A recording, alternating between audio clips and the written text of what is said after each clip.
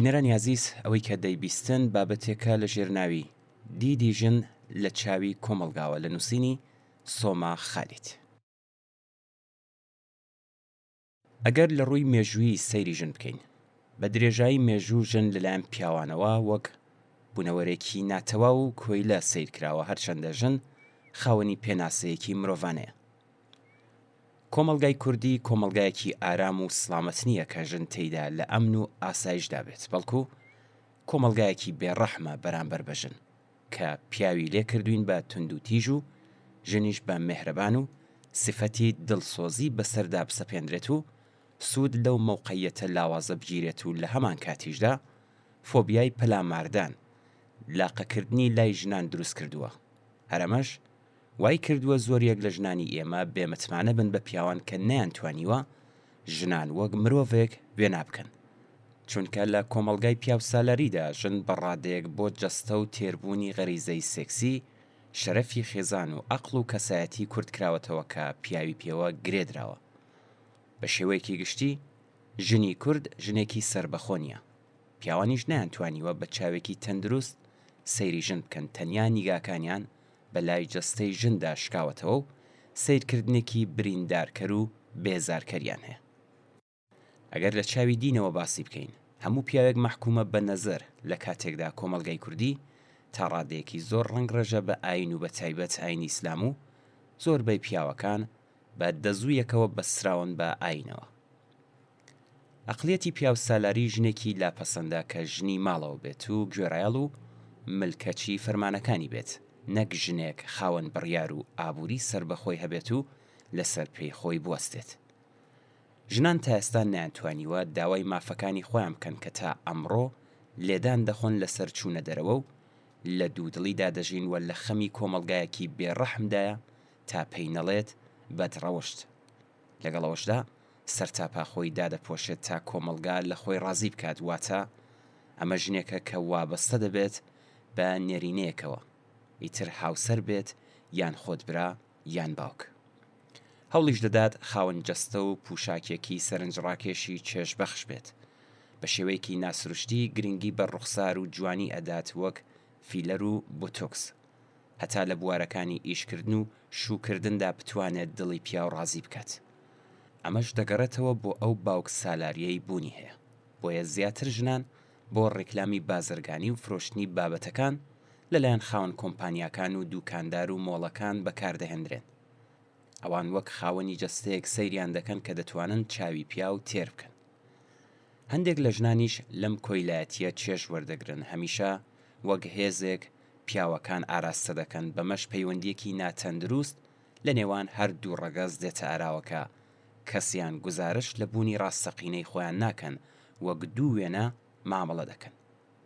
نەژن ئازاد دەبێت و نەپیاویش دەتوانێت لە چوارچێوەی ئەو کۆیلایەتیەدا درێژە بە ژیانی خۆی بدات. هەروەها هەتا ڕەگەزی پیاو نەگاتە ئەو ئاستەی وێناکردنی بۆ ژن بگۆڕێت، ناتوانێت لە کێشە ئازارەکانی ژن تێبگات و ئاسایی مامەڵە لەگەڵ ژن بکات. ئەمەش کاریگەری لەسەر ژن دروست دەکات لە گەشەکردن و بۆنیادنانی کۆمەلگا. کۆمەلگاش بێبەشی دەکات لە توانایی داهێنەرانی ژن کە بڕیار و بڕیاردانی ژنی پێوە دیار بێت. ئەوەی هەیە وەک لە ڕووی خێزان کۆمەلگا سیاسەت کاردان و بڕیاردەرن بە ڕێژەیەکی زۆر کەم کاریگەری هەیە. کاتێک ژن جێگە و ڕێگەی کۆمەڵایەتی و ئابووری لاواز بێت، ئەوە بنیادێکی ئاسانترە بۆ کوشتنیان. بەگشتی لە کۆمەلگای کوردی ژن وا ڕاهێنراوە کە دەبێت دەستەمۆی پیاوان بن، بۆیە ئێستا نازانن ئازادی چۆن، واتە پارێزگاری لەو دۆخە دەکەن کە وەک ئەوەی لەناو قەفەسێکدا بن و ئازادی شتێکی نامۆ بێت لایەن. ئازادی ژن واتە هاتنە مەیدان و ئیشکردن و جددیبوون بۆ یەکسانی نێوان ژن و پیاو. ئەو کات هیچ کەس و لایەنێک ناتوانێت تەشهێر بکات و حکوومەت و پارلەمان ناتوانن بێدەرەبەست بن لە کوشتن و سوکایەتی پێکردن بە ژن. هەروەک چۆن سیمون دی بۆڤار، ژنە نووسەر و فیلسوفی فەڕەنسەوی، لە کتێبێکدا دەڵێت کە ئێمە خۆمان بێڕەگەزی کۆمەڵایەتی لەدایک دەبین، ئەوە کۆمەلگایە ئێمە دەستنیشان دەکات نەک خۆمان کە لە ئەزەلەوە بە ژنی یان بە پیاوی لەدایک بین بە پێی ئەو وێنانەی کە کۆمەلگا بۆ ئەم دوو ڕەگەزەیەکات. مەبەستی سیمونەوەیە کە دایک و باوکانیش ناتوانن ئێمە دەستنیشان بکەن بەڵکو و کۆمەلگایە کاریگەری لەسەر دایک و باوک دادەنێت.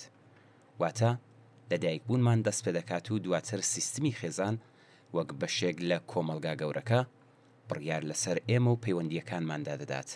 هەروە کۆمەلگایە و هانی باوکەکان یان براکان دەدات کە کچەکانیان یان خوشکەکانیان بکوژن. ئەگەر کورتکراوەی وێنەی ژن نەبێت بۆ شەرەفی خێزان، چ لۆژێکێکی ئەقەڵ قبولی دەکات کە باوک کچی خۆی یان برا خوشکی خۆی بکوژێت. ئەمەش بەشێکی ترە کە کاریگەری لە دروستکردنی گەشە و بەشداری و بەڕێوەبردن و ئابووری و هەموو لایەنە گرنگەکانی ژیان هەیە و گیرۆدەی پێناسەیەکن کە کۆمەلگا بۆی داناون. ژن لەلایەن شاعران و نووسران تا پلەی خوداوەندەکان بەرزکراونەتەوە. جێیەکی شایستەی پێدراوە. لە هەمان کاتدا جیاوازێکی زۆر دەبیندرێت کە هەموو کات ژن وەک ژێردەستەیەک و زەلیل بینراوە، چونکە پیاوان لە خەیاڵدا وێنەی ئەکێشن و هەر بە خەیاڵ لەگەڵی ئەژین و بە خەیاڵیش وەسفیەکەن کە لەگەڵ ئەو کولتورە و ئەو ئازارە زۆرەی ژن بە درێژایی مێژوو چەشتویەتی لەگەڵ ئەو وەسف و پیا هەڵدانەدا ناڕەخسێت و یەک ناگرێتەوە. پێویستە ژن گۆڕانکاری دروست بکات و شەڕی پیاو سالاری بکات و بە پلە دوو ڕازی نەبێت. ئەگەر ئەم بێدەنگیە درێژە بکێشێت، کێشەیەکی زەقیتر لەم کۆمەلگەیەدا بە کاڵاکردنی ژنان و سەرقاڵبوونیان بە دوای حەزی پیاوانەوە لە کۆمەلگایەکی پیاو سالاردا ڕوودەدات.